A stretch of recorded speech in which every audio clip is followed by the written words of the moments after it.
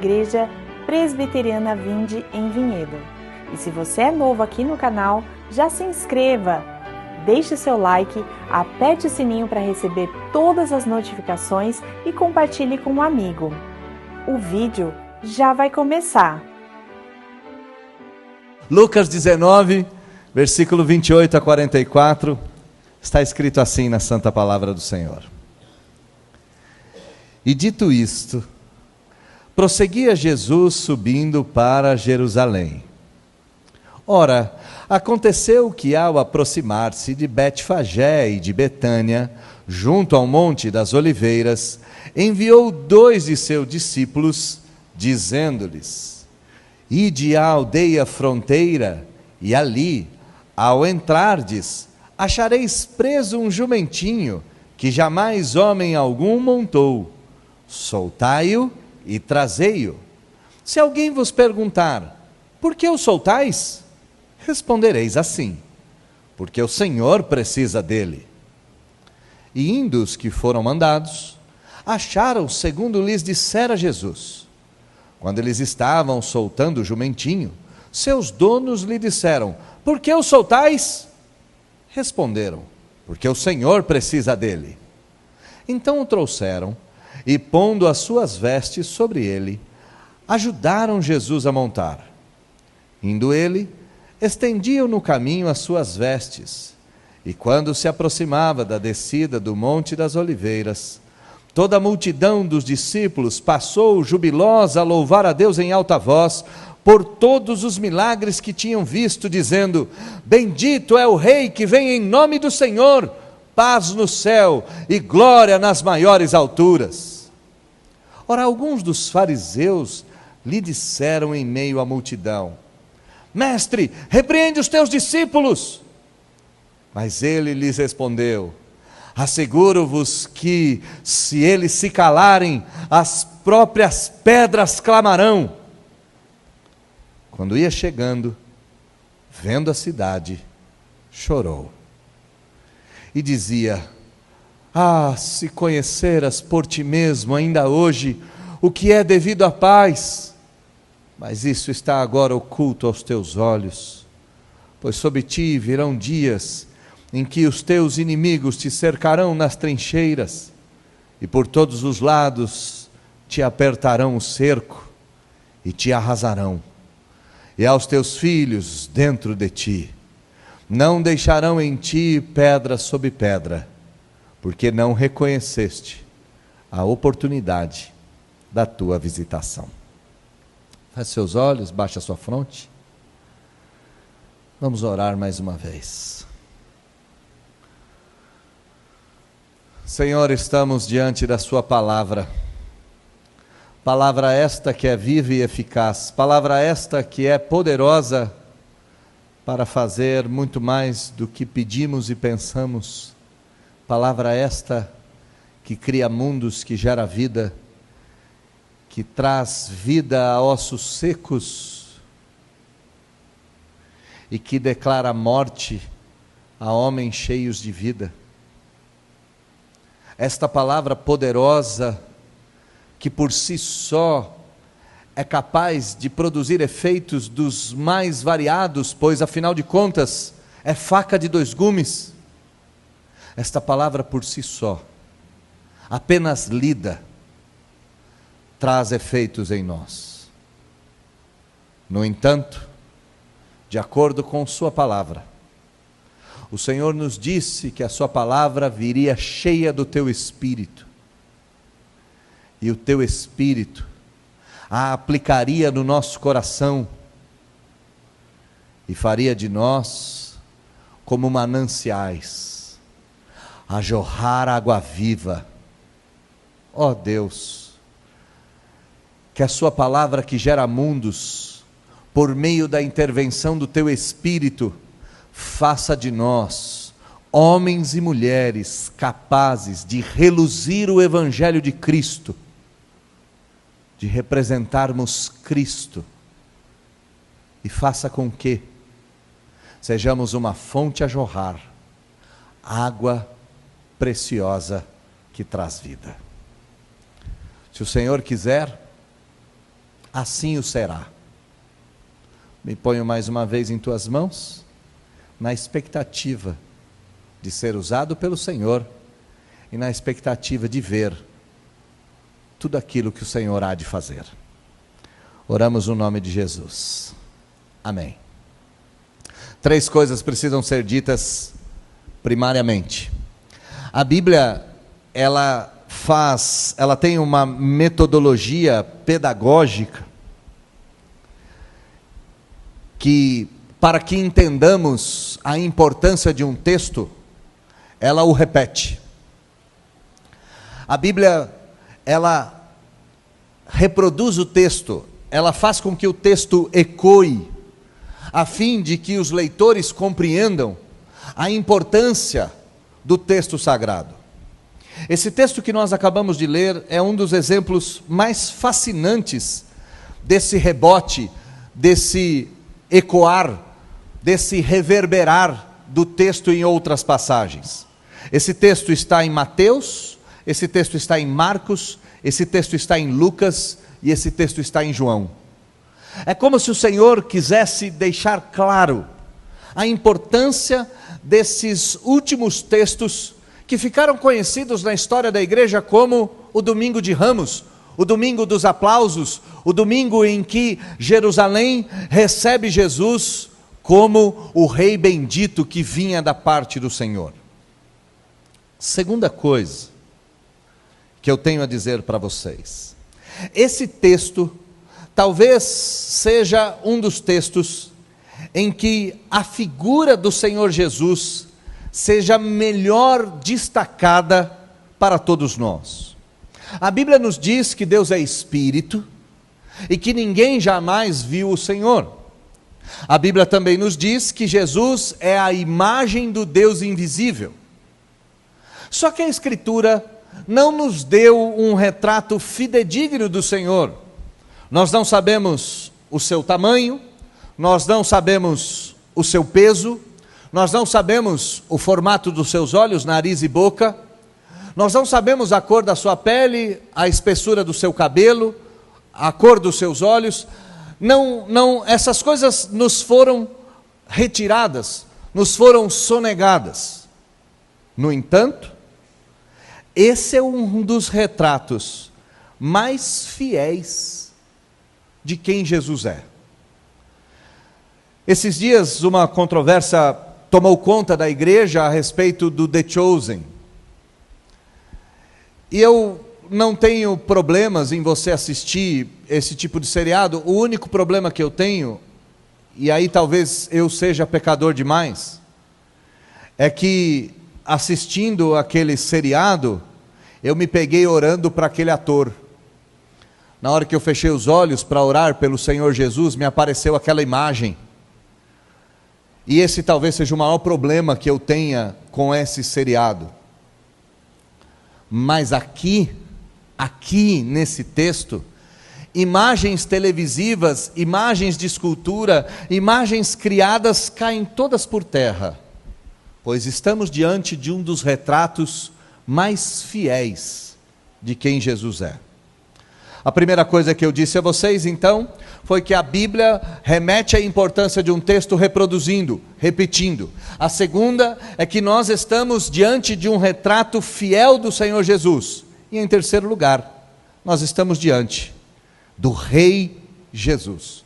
Nós não estamos diante apenas do Deus Jesus, do homem Jesus. Nós estamos diante principalmente da figura real do Senhor Jesus. Ele foi conhecido como Rei, e nesse texto em questão, as características do seu reinado são destacadas uma após outra. E para que eu e você tenhamos um tema diante dos nossos olhos, a fim de que nós tenhamos uma linha mestra, você pode propor aí na sua mente: que rei é esse? Ou como é esse rei? Ou quem de fato é o Rei Jesus? O texto começa nos mostrando que este rei Jesus, é um rei diferente de todos os demais que puseram o pé nessa terra, pois ele é o único rei com atributos divinos. Olha comigo o versículo de número 28 até o versículo de número 31. E dito isto, prosseguia Jesus subindo para Jerusalém. Ora, aconteceu que ao aproximar-se de Betfagé e de Betânia, junto ao Monte das Oliveiras, enviou 2 de seus discípulos, dizendo-lhes: Ide à aldeia fronteira, e ali, ao entrardes, achareis preso um jumentinho que jamais homem algum montou. Soltai-o e trazei-o. E se alguém vos perguntar por que o soltais, respondereis assim: porque o Senhor precisa dele. O texto pode passar um pouco desatento aos nossos olhos, mas aqui nós temos pelo menos 3 coisas extraordinárias que revelam a diferença do Senhor Jesus. A primeira, Jesus sabia que em Betfagé, em Betânia, na aldeia vizinha a essas cidades, os discípulos achariam preso um jumentinho. Jesus sabia disso. Jesus tinha clareza dessas coisas. Em segundo lugar, ele não só tinha clareza de que um jumentinho estaria preso, mas ele tinha certeza que homem algum jamais havia montado nesse jumentinho. Não só haveria um jumentinho preso, mas um jumentinho cujos lombos jamais haviam recebido homem algum. E em terceiro lugar, no versículo de número 31, não é uma pergunta em que Jesus coloca uma possibilidade, dizendo: ora, se porventura, no meio do caminho, quando vocês estiverem soltando o jumentinho, alguém quiser saber que raios vocês estão fazendo. A pergunta de Jesus não é desse tipo. A pergunta de Jesus é retórica. Vão perguntar para vocês o que vocês estão fazendo, e vocês, ao término da resposta, deverão dizer que o Senhor precisa dele. O Senhor Jesus está deixando claro aqui que ele não era meramente um rei deste mundo. Aliás, Jesus fez isso durante todo o seu ministério. O Senhor Jesus não sabia somente aonde o jumentinho estava. A Bíblia nos conta que ele sabia onde peixes dormiam. A Bíblia nos diz que ele sabia onde o vento se escondia. A Bíblia nos diz que ele sabia onde o mar, ou como o mar se aquietaria. O Senhor Jesus sabia exatamente as coisas que estavam acontecendo antes delas acontecerem. Naquele episódio fatídico em que o telhado abre e 4 amigos descem numa maca amarrada por cordas, o paralítico, Jesus ouve o que está passando no coração dos fariseus, e ele pergunta: por que arrazoais em vosso coração? Quem é este homem que perdoa pecados? No episódio em que Lázaro está morto, Jesus diz: muito me alegre que lá não esteja. E perguntado então para o Senhor Jesus, e afirmado ao Senhor Jesus: Lázaro morre, ele diz: morre nada, ele apenas dorme. O Senhor Jesus não era um rei qualquer, era um rei com atributos divinos. Ele sabia onde repousava o jumento, ele sabia a história do jumento, ele sabia que aquele pequeno jumentinho, filho de jumenta, tinha o seu dorso nunca antes ocupado por carne humana. Aliás, esse jumento só existia para esse fim. Esse rei possuía atributos divinos, dos quais aqui 3 deles estão claros. Ele enxerga além do tempo e do espaço. Ele cria coisas para o seu próprio uso, e ele sabe quais são as perguntas que o coração do homem há de fazer. Primeira coisa então que você precisa ver desse retrato do Senhor Jesus, é que ele é um rei com atributos divinos. Em segundo lugar, ele é um rei com necessidades reais. Versículo de número 32. E indo os que foram mandados, acharam segundo lhes dissera Jesus. Quando eles estavam soltando o jumentinho, seus donos lhe disseram: por que o soltais? Responderam: porque o Senhor precisa dele. É fabuloso isso, né? Primeiro que o Senhor aqui é Quírios, é Senhor, é o Senhor atribuído a César, e é por isso que eu estou defendendo a ideia do reinado do Senhor Jesus. Ele era rei, mas ele não era somente um rei qualquer, ele era um rei com atributos divinos, e esses atributos faziam com que Jesus tivesse necessidades diferentes. Ele tinha a necessidade do jumentinho, ele precisava do jumentinho. E a pergunta é: por que Jesus precisava deste jumentinho? Por que ele precisava desse animal que nunca antes tinha recebido o homem nos seus lombos? Por que ele precisava desse jovem animal? Ora, há um texto nas Escrituras que nos explicam isso. E esse texto está lá no Antigo Testamento. Foi escrito pelo profeta Zacarias, capítulo de número 9, versículo de número 9. E lá nesse texto está escrito: alegra-te muito, ó filha de Sião, grita em triunfo, ó filha de Jerusalém, vejam, seu rei vem a você, vem de forma justa e vitoriosa, vem de maneira gentil, montado em um jumento, montado em um jumentinho, montado no filhote da jumenta. É incrível o que o texto está nos fazendo aqui, é incrível o que o texto está nos trazendo à tona. Ele não só via a aldeia vizinha, ele não só havia preparado aquele filho de jumenta, ele não só sabia o que viria do coração dos homens, ele tinha que cumprir tudo aquilo que a Escritura mesmo havia dito sobre ele.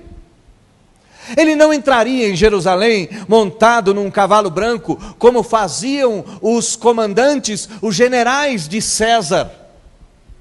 Ele haveria, como disse a Escritura, ele entraria de acordo com a santa palavra de Deus, e a palavra de Deus diz: o teu rei vem a você, Jerusalém, o teu rei vem de forma justa e vitoriosa, o teu rei gentil vem montado no filho de jumenta. Era um rei divino, com atributos divinos, e era um rei com necessidades especiais. Era um rei que tinha que cumprir em si mesmo toda a Escritura. Em terceiro lugar, Jesus não era um rei qualquer, era um rei com atributos divinos, era um rei com necessidades reais, especialíssimas, mas era um rei extremamente digno. Versículo de número 35. Então o trouxeram, e pondo as suas vestes sobre ele, ajudaram a Jesus a montar. A importância aqui está toda no versículo de número 36. Indo ele, estendiam no caminho as suas vestes. Jesus está caminhando para a sua última semana, às portas de Jerusalém. É o rei divino, compete a ele cumprir a sagrada Escritura. Ele reconhece o jumentinho preparado para esse dia na aldeia vizinha, manda buscá-lo. As necessidades que ele possuía eram de cumprir a Sagrada Escritura, não eram necessidades de conforto, não eram necessidades de luxo, eram necessidades escriturísticas. E então, quando o jumentinho é trazido, versículo de número 35, colocam vestes para que Jesus montasse. Bom, aqueles que conhecem de montaria, aqueles que possuem animais de monta, sabem que um tecido, uma proteção, vai no animal antes dele ser selado. Então, ao olharmos o versículo de número 35, parece completamente normal e comum que Jesus tenha que se sentar sobre alguns tecidos que são postos sobre o dorso do animal. Mas olha o versículo de número 36. O versículo de número 36, as vestes, ou os tecidos, ou as peles postas sobre os jumentos, são também postas à frente do jumento. O jumentinho carregando Jesus, sentado de lado nesse animal, começa a caminhar, e os discípulos, tirando as suas vestes, tirando os seus tecidos, tirando as suas roupagens, começam a fazer um tapete de vestimentas para que o jumentinho caminhasse. Começam a fazer uma estrada colorida de tecidos dos mais variados. Ao olharmos para isso, certamente nos vem à mente uma dignidade excelsa, uma dignidade infalível, uma dignidade incomparável. Mas nós não podemos apenas olhar para essa dignidade. Nós temos que mais uma vez voltarmos à Sagrada Escritura. Lá no segundo livro de Reis, capítulo de número 9, versículo de número 13, na coroação de Jeú, há um episódio espetacular. Eu lerei para vocês. Rapidamente, cada homem pegou a sua vestimenta e colocou debaixo de Jeú nos degraus desnudos. Então tocaram a trombeta e proclamaram: Jeú é rei. Olha a cena como um todo. Jesus está cumprindo Zacarias, vindo montado sobre os lombos de um jumento. Jesus está cumprindo 2 Reis, em que ele está recebendo a coroação por meio das vestes que são postas diante dos seus pés. Ele não é só um rei divino, ele não é só um rei com necessidades reais e especialíssimas, ele é o rei digno de receber todo tipo de honraria. E essas honrarias das vestes explodem num clamor de adoração. Olha comigo o versículo de número 37 e 38. E quando se aproximava da descida do Monte das Oliveiras, toda a multidão dos discípulos passou jubilosa a louvar a Deus em alta voz por todos os milagres que tinham visto, e passaram a louvar a Deus de forma jubilosa em alta voz, dizendo: Bendito é o Rei que vem em nome do Senhor, paz no céu e glórias nas maiores alturas. Esse texto, ele é extraordinário. Ele é extraordinário primeiramente pelo clamor, pela adoração, mas em segundo lugar pela ironia que ele guarda em si mesmo. Versículo de número 37 diz que Jesus está entrando em Jerusalém, descendo o Monte das Oliveiras. O templo está diante dos seus olhos. A descida do Monte das Oliveiras aponta para o monte do templo.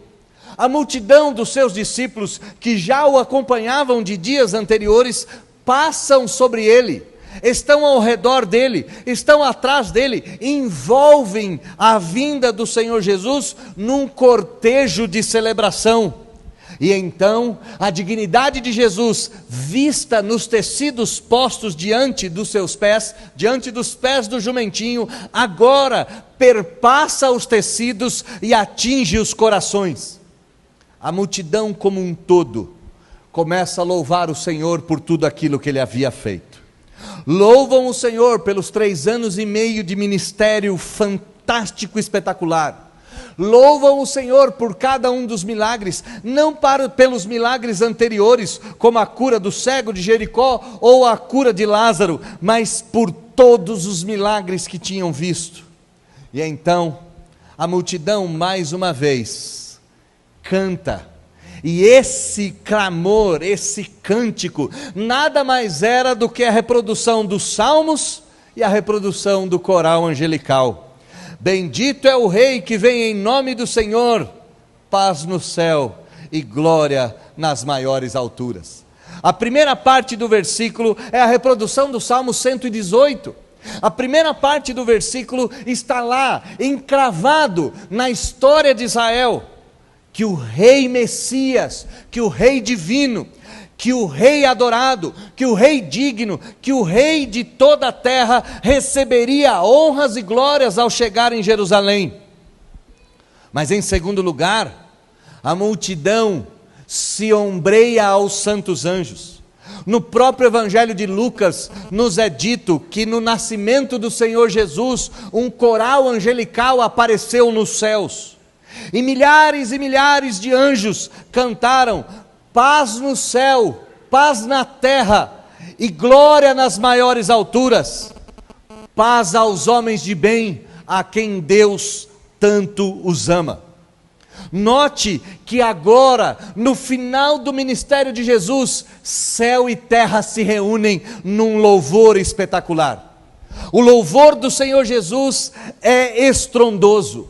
Jerusalém inteira se treme ao entrar ou ao pôr aos pés em suas terras o Rei digno, o Rei adorado, o bendito que vem em nome do Senhor.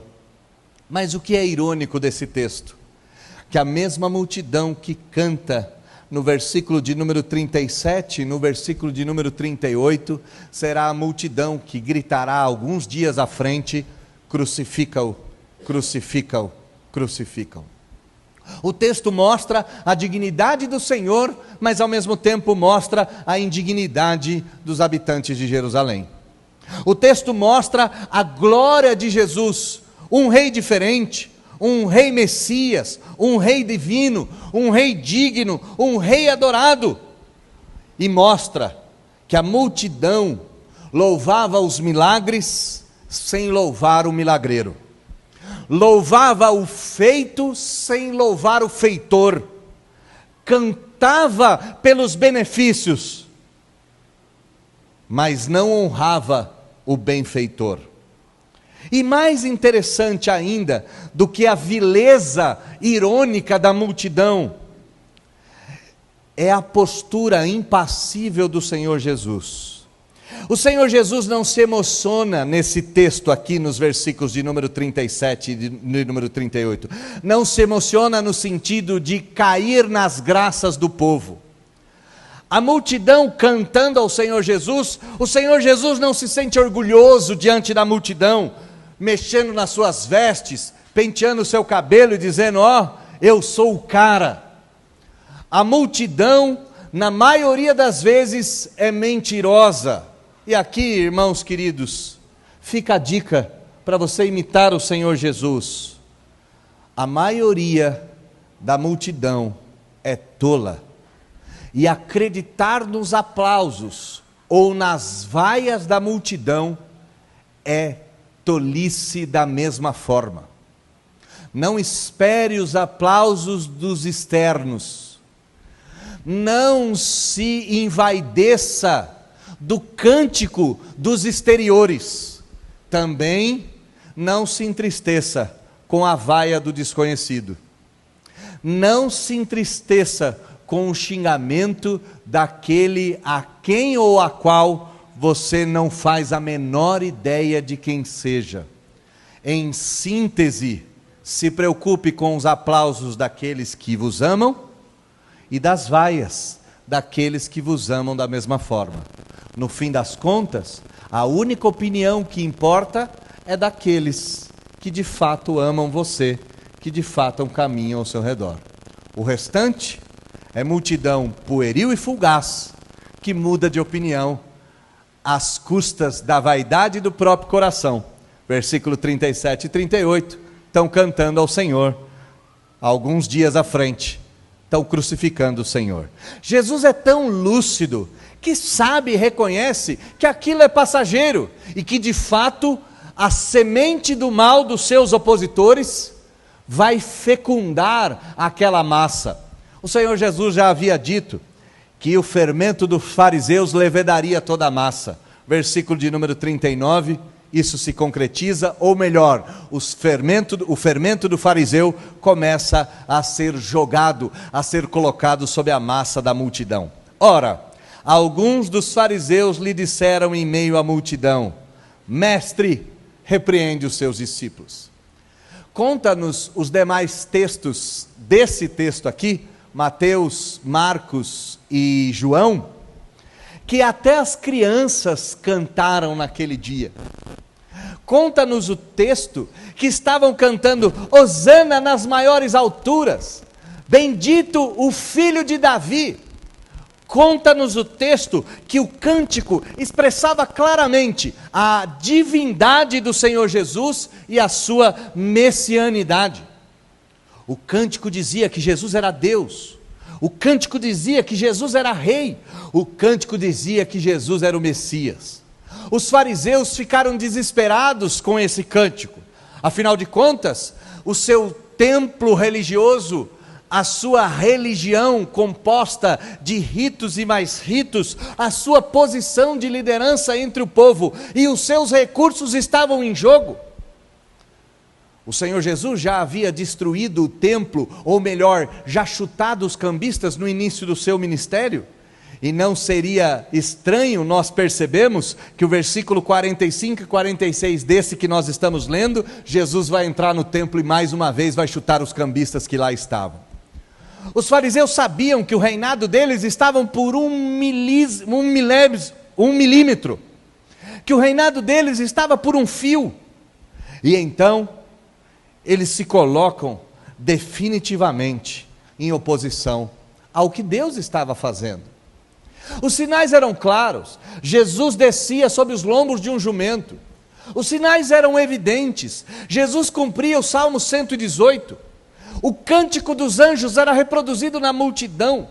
Os tecidos diante dos pés apontavam que Jesus era o descendente de Jeú, o grande rei de Israel. Tudo aquilo formava um cenário inequívoco, um cenário impossível de não ser percebido. Mas os fariseus simplesmente se recusam a ver, simplesmente se recusam a aceitar, e gritam a plenos pulmões: Mestre, cala os seus discípulos. Meus irmãos, às vezes a gente não percebe que junto ao verdadeiro evangelho virá a verdadeira oposição. Às vezes a gente não se dá conta que não é a clareza dos nossos atos ou das nossas falas. A gente pode falar em letra de forma, como dizia meu falecido pai. A gente pode reproduzir a cena com maestria. Aqui nesse caso, a cena está sendo reproduzida com uma clareza. Jesus cumpre Zacarias, Jesus cumpre Reis, Jesus cumpre o próprio Evangelho, Jesus cumpre os Salmos. Está claro o que está acontecendo. Mas a oposição não depende da clareza, a oposição depende da dureza do coração. Se Deus não transformar o coração de pedra que o homem possui em carne, o homem jamais terá condições de ver a Deus. O homem jamais terá condição de enxergar o Senhor.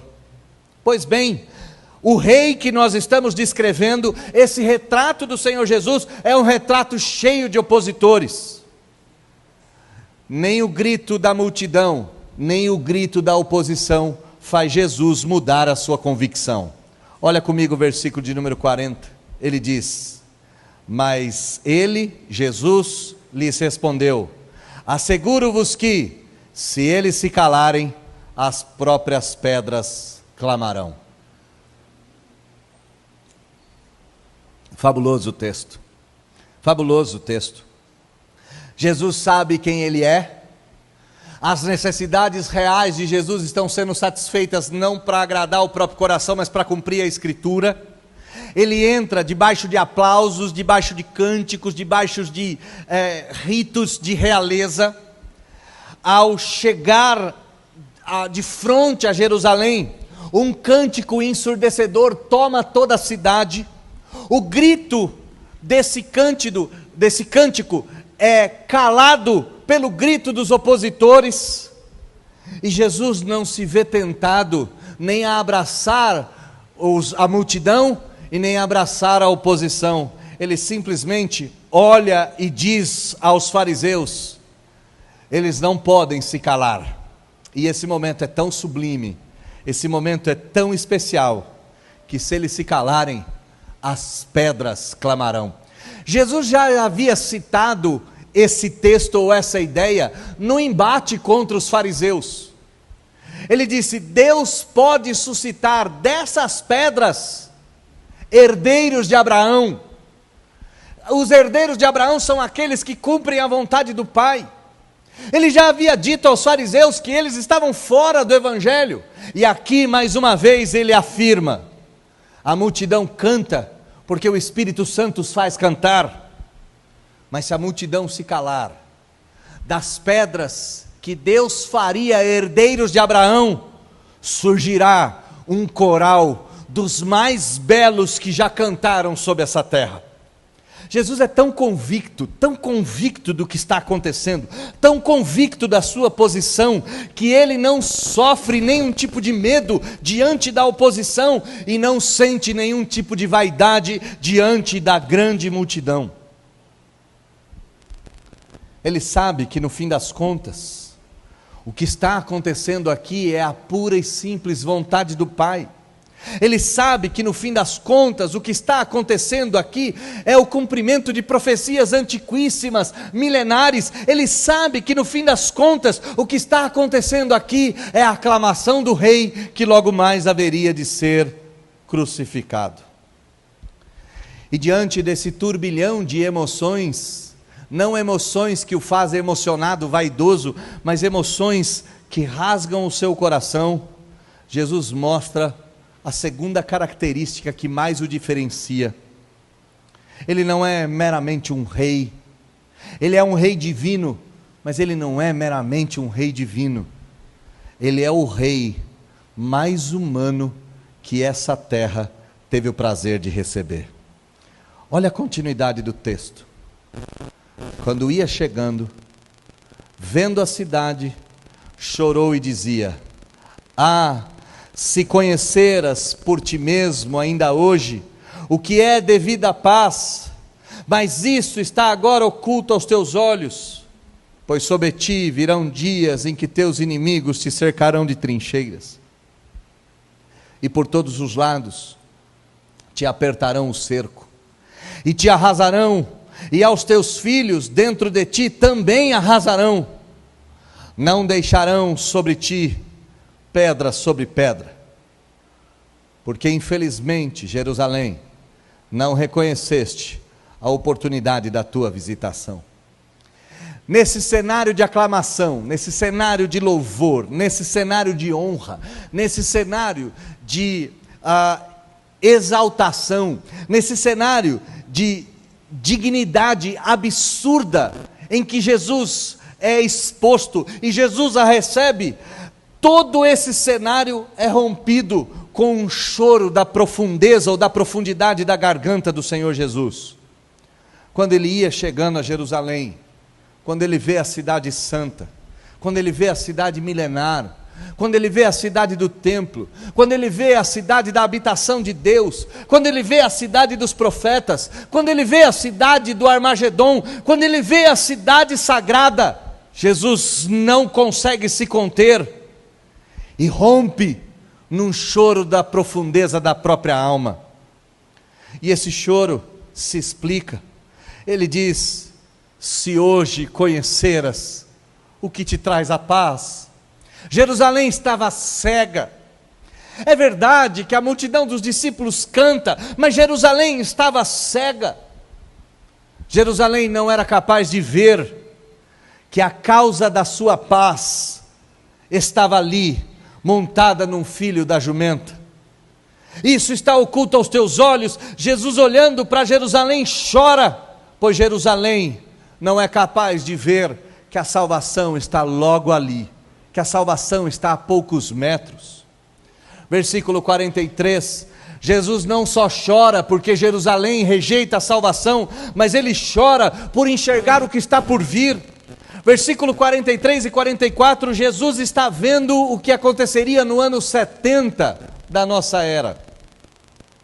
Conta-nos a história que no ano 70 da era cristã, Jerusalém foi invadida pelo Império Romano, ou melhor, já estava ocupada pelo Império Romano, Mas agora, por causa de uma sedição dos judeus, de uma guerra que os judeus fizeram contra os romanos, legiões e mais legiões romanas desembarcam em Jerusalém.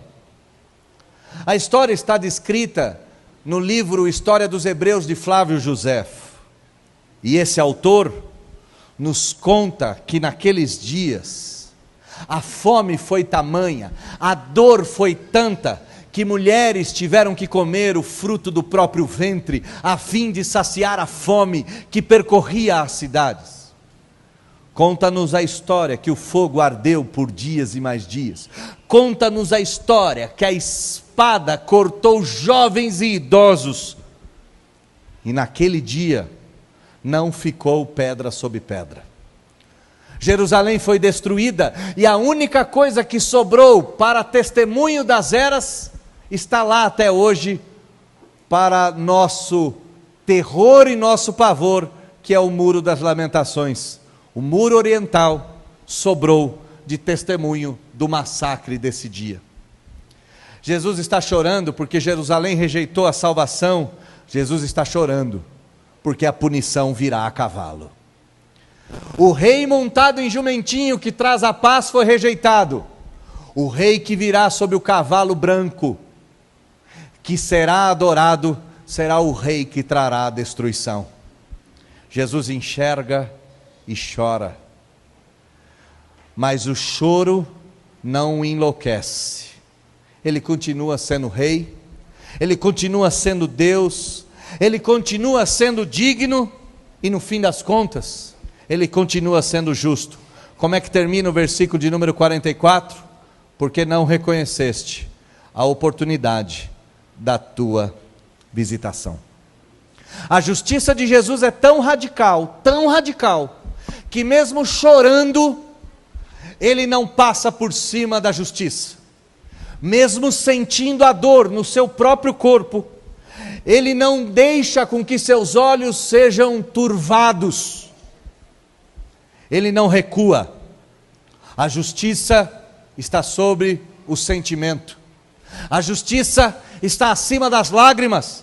E então Jesus olha para Jerusalém e diz: tu mereces, pois hoje não reconhecestes o dia da visitação. Como é que eu termino esse texto? Eu termino esse texto dizendo que a Bíblia colocou esse mesmo texto em 4 lugares. Esses textos são claros para que eu e você saibamos quem Jesus é, como ele se comportou e qual é o retrato final desta pessoa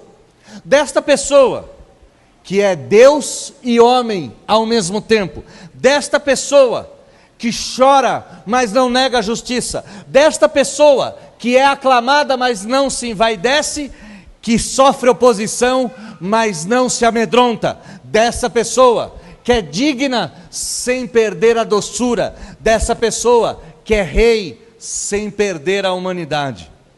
A Bíblia deixa claro que eu e você devemos conhecer esse rei. Mas a Bíblia também deixa claro que da mesma forma com que Jesus entrou em Jerusalém e foi reconhecido, nesta manhã ele entra dentro da igreja Vinde. O retrato dele é visível por todos nós.